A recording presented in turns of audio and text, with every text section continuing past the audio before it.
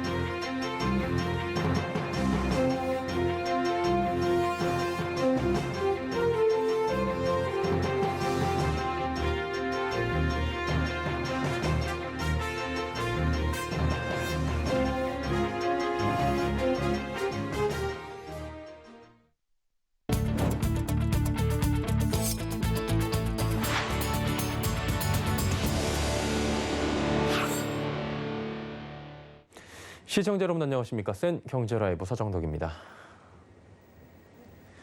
코로나19가 재확산하며 정부가 4개월 만에 내수 불확실성이라는 표현을 언급했습니다.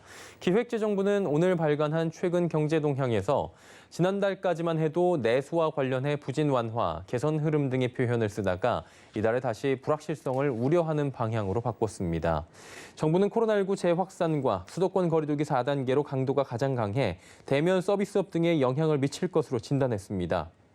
다만 아직 지표로 확인된 바가 없고 그 영향이 어느 정도가 될지 예단하기는 일러 실물 경제 전반이 아닌 내수 관련 불확실성으로 한정한 것으로 보여집니다. 이주열 한국은행 총재가 기준금리 인상은 늦어서도 안 되지만 서둘러서도 안 된다며 연내 인상 메시지는 시장에 전달했지만 시작 시점은 코로나 때문에 좀 더 지켜볼 필요가 있다고 말했습니다. 이 총재는 오늘 국회 기획재정위원회 전체 회의에 참석해 금리 인상 시점에 대한 질문을 받고 이같이 답변했습니다. 하지만 연내 금리 인상 필요성에 대해선 가계부채 등 금융 불균형 문제를 거론하며 여러 차례 강조했습니다.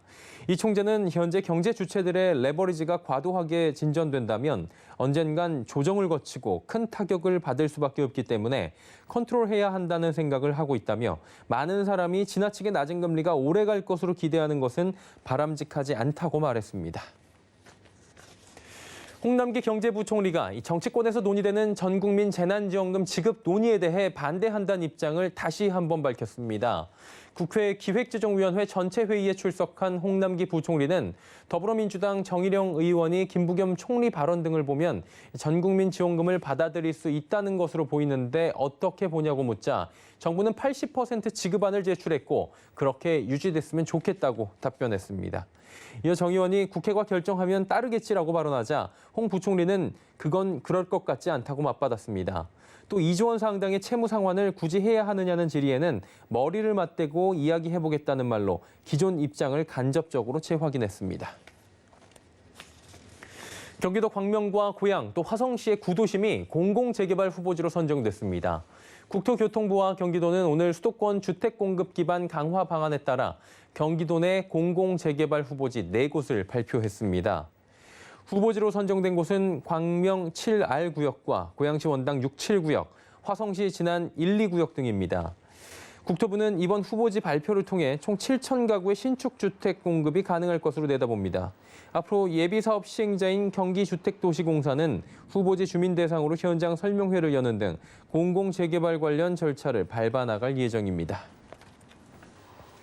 자, 오늘부터 3기 신도시 1차 사전 청약 일정이 시작됐습니다. 인천 계양과 성남 복정 일지구를 비롯해 5개 지역에서 총 4,333가구를 공급할 계획인데요.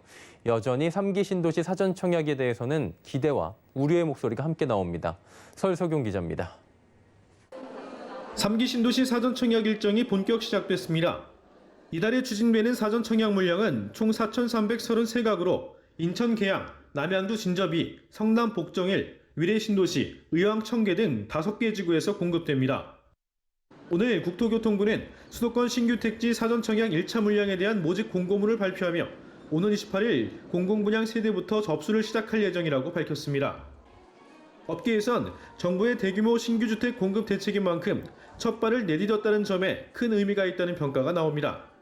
제대로 이제 공급이 될 것이냐에 대한 어쨌든 의문이 지금 많은 상황이란 말이에요. 이런 상황에서 일단은 사전청약 일정이 시작됐다는 부분은 일단은 굉장히 고무적인데, 일단은 많든 적든 시작을 했다는 부분에 있어서는 소비자들 입장에서는 한층 지금 기대가 좀 될 부분이고.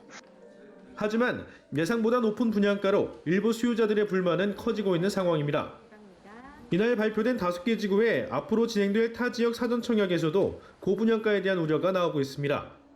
사업기간이 지연되면 건축비가 상승하는 등 본청약할 때 분양가가 상승될 여지가 여전히 남아있긴 하거든요. 그래서 오히려 사전청약은 본청약과 입주까지의 시기에 대한 불확실성이 있는데, 이는 분양가 상승으로 이어질 수 있기 때문에 최소화될 수 있는 그런 사전청약 후의 신속한 사업 추진이 더욱더 중요할 것 같습니다.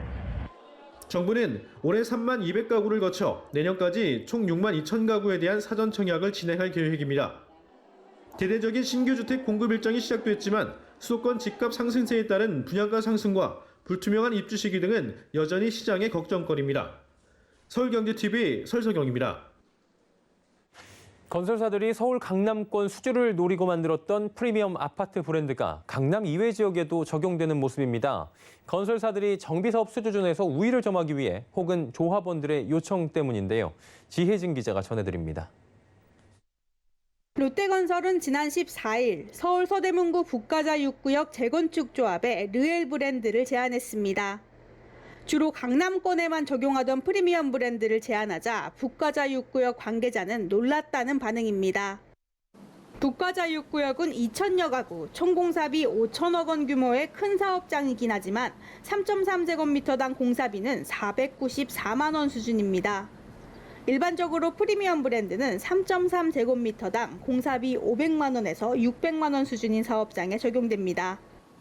롯데건설과 맞붙는 DLENC도 자사가 보유한 아파트 브랜드 이편한 세상 대신 드레브 37이라는 개별 브랜드를 제안했습니다. 조합 관계자에 따르면 제안 내용 중에 향후 브랜드를 변경할 수 있다는 내용이 포함됐습니다. 프리미엄 브랜드 아크로를 염두에 두고 있다는 얘기입니다. 일각에서는 프리미엄 브랜드를 남발하는 게 아니냐는 지적도 나옵니다.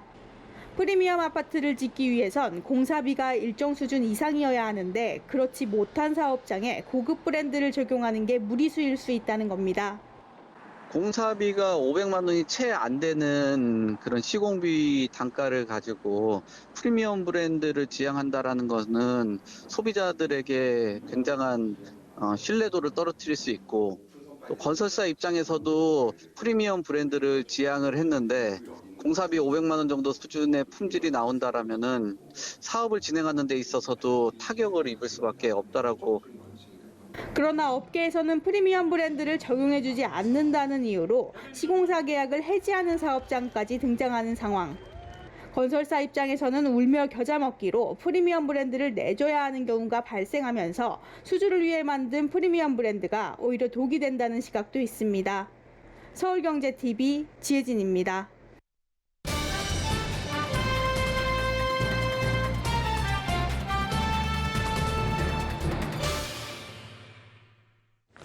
공매도가 부분 재개된 지 2달이 조금 더 지난 상황입니다. 당초 우려와는 다르게 공매도가 우리 증시, 특히 지수 자체에 큰 영향을 주진 않고 있는 것으로 분석이 되고 있는 상황입니다. 하지만 공매도에 대한 찬반 여전히 뜨거운 상황이고요. 특히 공매도를 척결해야 된다, 이런 강한 주장도 나오고 있는 상황입니다. 자, 공매도에 대한 뜨거운 맛을 보여주겠다는 K스톱 운동을 전개하고 계신 정희정 한국주식투자자연합회 대표 전화 연결돼 있는데요. 자세한 이야기 좀 나눠보도록 하겠습니다. 대표님 나와 계십니까? 네, 안녕하십니까. 예, 안녕하십니까. 오늘 잘 부탁드리도록 하겠고요. 대표적 반공매도 단체로 지금 유명해지신 상황이에요. 근데 이제 정확하게 반공매도 운동을 하시는 이유에 대해서 아시는 분들은 많지 않으실 것 같은데요. 먼저 한번 들어볼까요? 네네. 우리나라의 공매도 정말 말도 많고 탈도 많습니다. 공매도는 개인 투자자와 이를테면 천적 관계인데요. 공매도는 주가를 하락시켜 돈을 버는 기법이고 90% 이상의 개인 투자자들은 주가가 올라야만 수익을 냅니다. 그런데 공매도 세력들은 처음에는 올리면서 돈을 벌고 그 후에 공매도로 내려서 수익을 내는데 그 과정을 무한 반복합니다. 그러다 보니 2007년 노무현 대통령 때 코스피 지수 2000을 돌파한 이후 작년까지 무려 14년 동안이나 2000대 초반을 오가는 박스피 장세를 기록했고 그 과정에서 수많은 개인 투자자들의 재산이 공매도 세력에게 넘어갔습니다. 마치 옛 속담과 격언처럼 전해지는 말이 있는데요. 얘야, 주식 절대로 하지 마라. 주식은 도박이다, 도박. 왜 이런 말이 어르신들의 단골 발언이 되었을까요? 주요 원인 중 하나가 바로 공매도의 폐해 때문입니다. 공매도 옹호론자들은 얘기합니다. 공매도에는 순기능이 있습니다. 그런데 적어도 우리나라 주식시장에는 현실이 아닌 교과서 속에만 순기능이 존재한다고 봅니다. 공매도 옹호론자들은 공매도가 금지되었던 작년 3월 이후 올해 5월 2일까지 14개월 동안 어떤 큰 문제와 부작용이 있었는지 입증을 해야 하는데 아마 절대로 입증하지 못할 것입니다. 그 14개월 동안 꽃길만 걸었고 주가 상승이 있었고 다수의 개인 투자자들이 돈을 벌었고 코스피가 대망의 3,000을 넘어섰습니다. 공매도가 없었기 때문입니다. 저희 한투연은 공매도가 약해져야 개인 투자자 지갑이 두터워진다는 사명감으로 공매도에 대한 반대 운동을 꾸준히 벌이고 있습니다. 네, 사실 공매도와 맞선다는 게 생각보다 쉽지 않은 상황일 겁니다. 특히 우리나라는 대차 상환 기간이 개인과 그리고 기관 외국인 투자자들이 다르잖아요. 이 기관 외국인 투자자들은 무제한까지 가능하다고도 알려지고 있는데 선뜻 나서는 개인 투자자들이 많지 않을 것 같은데 지금 상황이 어떻습니까? 네, 우리나라 공매도 세력은 한마디로 천하무적입니다. 개인 투자자 입장에서 보면 그야말로 철옹성이자 넘사벽입니다. 모든 현상에 이유가 있듯이 공매도 세력이 개인 투자자 대비 무려 39배의 수익을 가져간다는 논문이 소설이 아닌 현실이라는 것에는 이유가 있습니다. 바로 공매도 주체에 대한 이를테면 특수 계급에 준하는 과보호인데요. 공매도 대차 상환 기간이 실무상으로 무제한까지 가능해서 한 번 공매도 했다 하면 10년 이상까지도 끌고 갈 수가 있습니다. 주가가 내릴 때까지 계속 기다리면 이익을 보게 되는 구조입니다. 질 수가 없습니다. 그러니 비현실적인 승률 97.5%가 나오는 겁니다. 거기에다 증거금도 없고 담보 비율도 개인의 140%보다 8배나 혜택을 보는 105%를 적용받습니다. 이 두 가지 조항 때문에 우리나라에서는 한국판 게임스탑 운동이 성공하기 힘들다는 지적이 나오고 있습니다. 공매도의 순기능은 이론에 불과합니다. 현실은 조금 과장하면 불공정의 대명사인 사회악이라고 생각합니다. 오죽하면 우리 주식시장이 외국인 공매도 세력의 전자동 현금 인출기라는 부끄러운 별명이 붙었겠습니까? 그래서 공매도는 개인 투자자 사이에서 악명이 높고 개인 투자자 킬러로 자리 잡아 원성이 이만저만이 아닙니다. 공매도에 반감을 가진 많은 주식 투자자들이 주식시장의 건전한 발전을 위해 공매도와의 전쟁을 위해 공매도 제도 개혁을 위해 저희 한투연 홈페이지인 한투연 카페로 집결하고 있는데요. 현재 회원은 약 48,000명 가량입니다. 예, 기울어진 운동장 이 부분도 언급을 해주신 것 같고요. 자, 어제였던 걸로 기억합니다. K스탑 베타 테스트라고 명명을 하셨더라고요. 직접 운동을 하신 걸로 알고 있는데 성과가 좀 있었습니까? 네, 어제 코스닥 시장 공매도 잔고 1위 종목인 HLB에 대한 K스탑 운동이 있었습니다. K스탑 운동이란 미국에서 초대형 이슈가 되었던 게임스탑 운동의 한국판이라고 보시면 되는데요. 광복절을 전후에 대규모로 실시될 K스탑 운동 메인 게임을 앞둔 시범 경기 성격으로 어제 오후 3시부터 30분간 실시되었습니다. 본인이 가지고 있는 가용 자금의 10%만 매수하는 지침에 의해 약 2천 명가량의 인원이 참여를 했는데요. 결과는 절반의 성공, 절반의 실패라고 규정합니다. 우선 주식시장의 여러 구성원들에게 공매도에 대한 여론을 환기시킨 의미가 있었고요. HLB 주가는 K스탑 운동 홍보 효과로 인해 그 전일까지 8거래일 중 5거래일 동안 상승 흐름을 이어갔으며 어제도 장중에 최고 22포인트까지 폭등하며 드라마틱한 분위기를 연출했다가 3시부터 갑자기 쏟아진 40만 주에 달하는 역대급 공매도 폭탄과 기관들의 현물 매도에 의해 급격하게 하락했고 결국 5.5포인트 상승으로 마감했습니다. 이 경우가 주가를 인위적으로 조작하는 공매도 세력의 무서운 민낯과 악마성을 똑똑히 목도한 30분간이었습니다. 그 와중에 3시 넘어서 매수한 개인 투자자분들의 손실이 있었는데요. 매우 안타깝고 죄송스러운 마음입니다. 8월 10일로 예정된 2차 K스탑 때는 미진한 부분을 개선하고 전략을 수정하는 것은 물론 보다 많은 인원이 참여하도록 홍보할 예정입니다. 대표님, 근데 이게 자칫 주가 조작, 시세 조작이라는 위법성 여부에도 휘말릴 수 있어 보이고요. 수천 명이 함께한다고 하셨는데 이 안에 속한 사람 모두가 한마음일 수는 없는 거 아니겠습니까? 주식이라는 게 또 제로섬 게임이고 이 과정에서 또 부당이득을 보는 사람과 손실을 겪는 사람들도 물론 경우의 수지만 나타날 수 있고요. 자, 이런 여러 가지 경우의 수에 대해서 법적인 문제까지 어떤 방안을 마련 중이신지도 궁금하네요. 네, 우선 사전에 저희가 고민을 했습니다. 예. 저희가 원래 그 2월 초에 하려다가 못한 부분이 위법성 여부 때문이었는데요. 이번에 시작하면서 우선 K스탑 운동의 위법성 여부에 대해 사전에 법무법인에 확인을 했습니다. 그 결과 이상 없다는 답변을 받았고요. 저희는 특정 종목 권유가 아닌 공매도 잔고 상위 종목을 안내하는 것이고 모든 매매는 전적으로 본인 의사에 따라 결정하도록 안내하고 있으며 매수를 절대로 강권하지 않습니다. 어제 한국거래소 관계자도 위법으로 판단할 부분이 없다고 인터뷰를 한 기사도 나왔습니다. 다만 일부 불특정 단타 개인 투자자들이 K스탑 운동 전에 선침해를 했다가 시세 차익을 노리는 경우가 있을 수 있는데 저희가 일일이 그것을 막거나 강제할 수가 없기에 약간의 문제가 발생할 수도 있습니다. 다만 저희 집행부는 사익을 취하거나 법에 저촉이 되는 행위를 철저히 금하고 있습니다. 만약 위법한 사안이 나오면 법의 처벌을 받게 되므로 그런 경우가 발생하지는 않을 것입니다.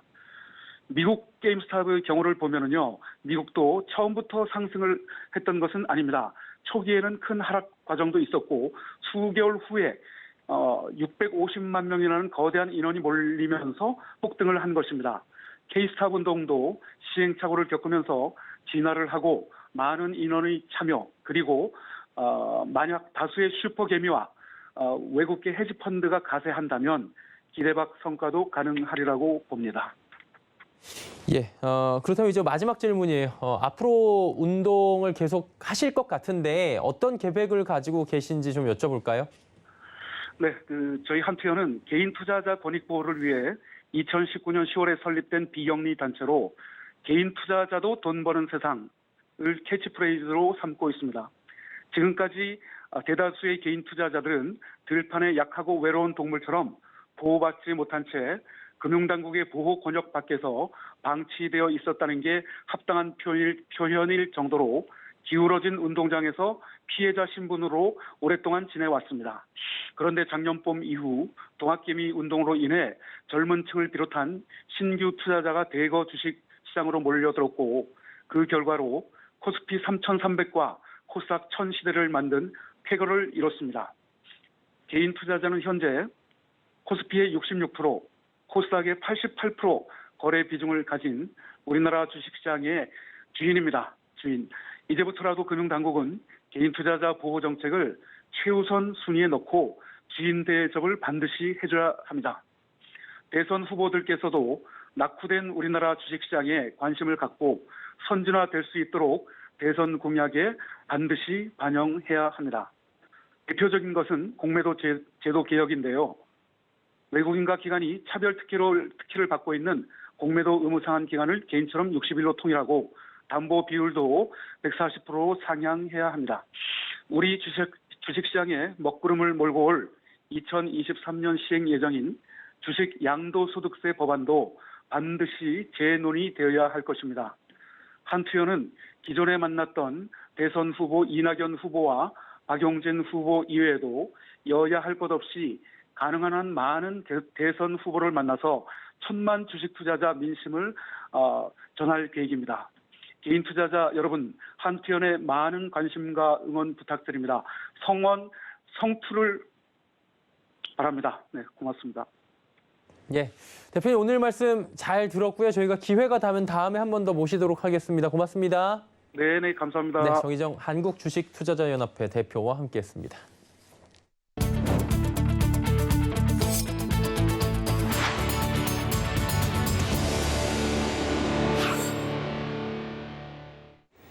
글로벌 중앙은행들이 완화적 통화정책 기조를 유지하자 이번 주 국내 증시는 상승세를 보였습니다. 코로나19 4차 대유행을 비롯해 델타 변이 바이러스 영향이 시장에 제한적이었다는 분석인데요. 한 주간의 증시 흐름 윤혜림 기자입니다. 어제 국내 코로나19 신규 확진자는 1,536명으로 6월 말 이후 꾸준히 증가 추세를 보이고 있습니다. 다만 코로나19 영향은 제한적일 것이라는 분석에 국내 증시는 지난 9일 이후 반등하는 모습을 보였습니다. 또한 올해 상반기 국내 수출액은 3,032억 달러로 역대 최대 실적을 기록하는 등 수출주들의 실적 호조가 지속될 것이라는 전망도 투자 환경에 우호적으로 작용했습니다. 현지 시간 13일에서 14일 발표된 6월 미국 소비자, 생산자 물가 지수는 전년 동기 대비 각각 5.4%, 7.3% 상승했지만 이날 제롬 파월 미국 연방준비제도 의장이 완화적인 통화 정책을 유지할 것이라고 밝히며 물가 상승 우려를 잠재웠습니다. 이에 이번 주 코스피 코스닥은 각각 1.83%, 2.24% 오른 3,276.91포인트, 1,051.98포인트의 거래를 마쳤습니다. 한 주간 수급 동향을 살펴보면 코스피는 개인과 외국인이 매수한 가운데 기관이 매도했고 코스닥 역시 기관이 매도한 가운데 개인과 외국인이 매수해 지수 상승을 견인했습니다. 오늘 진단키트 기업 SD바이오 센서가 유가증권 시장에 상장해 시초가보다 7.02% 오른 6만 1,000원의 장을 마쳤습니다. 최근 중국의 철강 생산 규제 소식과 철강 가격 상승 조짐에 한 주간 국내에선 포스코, 현대제철, 부국철강 등 주요 철강주들의 주가가 일제히 강세를 보였습니다. 증권업계는 물가 상승에도 불구하고 한국은행도 기준금리를 동결하는 등 견조한 선진국 수요와 이에 힘입은 수출주 실적 호조에 주목할 필요가 있다는 입장입니다. 특히 다음 주에는 포스코와 현대차 그룹주들의 2분기 실적 발표가 예정되어 있어 단기적으로 자동차, 철강, 헬스케어 등의 업종에 관심을 두어야 한다고 조언했습니다. 서울경제TV 윤혜림입니다. 아시아나항공이 2달여 만에 주식 거래가 재개됐습니다. 상장 폐지 위기는 면했는데 향후 주가 전망은 여전히 불투명합니다. 김혜영 기자입니다. 아시아나항공이 거래 재개 첫날 마이너스 2.86%로 하락 마감했습니다. 개장 초반 고점을 높여 22,000원까지 치솟은 뒤 상승과 하락을 거듭하며 큰 변동성을 보였습니다. 박상구 전 회장이 계열사 부당 지원 등의 혐의로 구속 기소되며 거래가 정지된 지 2달여 만입니다. 그러나 주가 전망은 여전히 불투명합니다. 델타 변이 바이러스가 기승을 부리며 항공업 전반이 위축된 상태입니다. 하반기 여객 회복에 대한 기대감이 약화됐고 실적 부진은 이어질 것이란 전망입니다. 대한항공과의 통합까지도 3년 이상의 시간이 소요될 전망이라 당장의 시너지 효과도 기대하긴 힘든 상태입니다. 이제 완전히 정상화되기까지는 빨라야 내년도 하반기, 연말, 그리고 이제는 연간으로 회복되는 시점은 2023년으로 보고 있어요. 긴 관점으로 접근을 해야 될 것 같습니다. 다만 중장기적인 관점의 접근은 유효하다는 조언입니다. 통합 완료 시 화물 운송 규모가 에미레이트 항공에 육박하는 만큼 규모의 경제 효과가 기대된다는 분석입니다. 그러니까 장기적인 그림은 여전히 살아있는데 단기적으로는 리스크가 워낙 크고 또 실적 회복에 대한 시점이 언제지는 그것도 뚜렷하지는 않아서 단기간 내에 어떤 큰 시세가 나기는 좀 쉽지 않을 것 같아요. 서울경제TV 김혜영입니다. 수엔 경제 라이브 저희가 준비한 소식은 여기까지입니다. 건강한 주말 보내시길 바랍니다. 고맙습니다.